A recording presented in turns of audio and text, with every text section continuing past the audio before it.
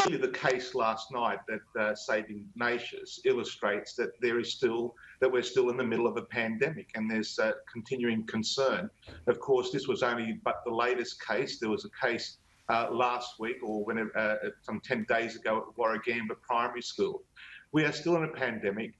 Teachers, like all members of the general public, continue to be concerned about their own safety, the safety of their families, their immediate families, extended families, and of course the well-being of all their colleagues and students in their care. Teachers will continue to do what they've been doing since the beginning of this pandemic, Ashley. Right from 6 to 8 weeks ago, teachers started turning themselves inside out to ensure some educational continuity. They've seen transition of kids coming back to school, and now we have the situation next week when we anticipate the full return of students. Teachers will do what needs to be done. They will fulfil their professional responsibilities as they have from the beginning. But that said, like every single member of the public, they too are concerned about this pandemic. We're not out of the woods yet. Just how much collaboration has there been, Angelo, between you and the state government about these decisions? Were you even consulted before the Premier announced that earlier than planned return to full classroom learning, or have we seen a real divide between the state government and your union in recent weeks only deepen? Well, we've made it very clear since the beginning of this crisis that we are in a pandemic. In a pandemic, we all need to make a contribution aimed at trying to lessen the pressure, the stresses that exist across the public and across the teaching service, and for whom we're responsible. Earlier this week, there was a very unfortunate set of circumstances where teachers learnt about the return to schools, the full-time return to schools, through the media. That's not appropriate. That's indeed disrespectful, considering the effort that has been put in by teachers and principals since the beginning of this crisis. We'll continue to provide feedback.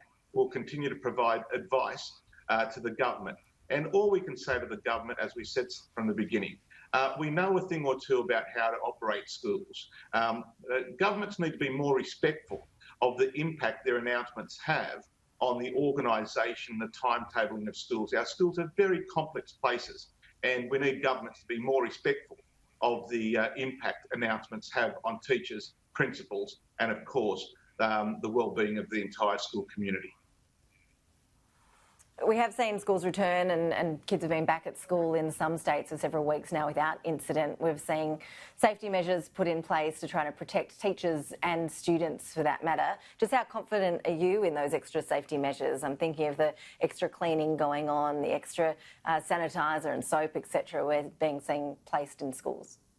Well, we certainly welcome those additional resources. Those additional resources are absolutely necessary in order to ensure the safety of our schools. The enhanced cleaning, absolutely necessary, as are the other products. We'll continue to monitor that they are adequate in supply, because they contribute to a very important ingredient in this pandemic, and that is the need to increase and grow confidence for all. We are in a very, very an interesting phase of this pandemic, and we need to make sure that everything we do in all of our utterances, and this goes to the government, that we are contributing to growing the confidence of our teachers and indeed the whole community, which is still trying to come to terms with this pandemic.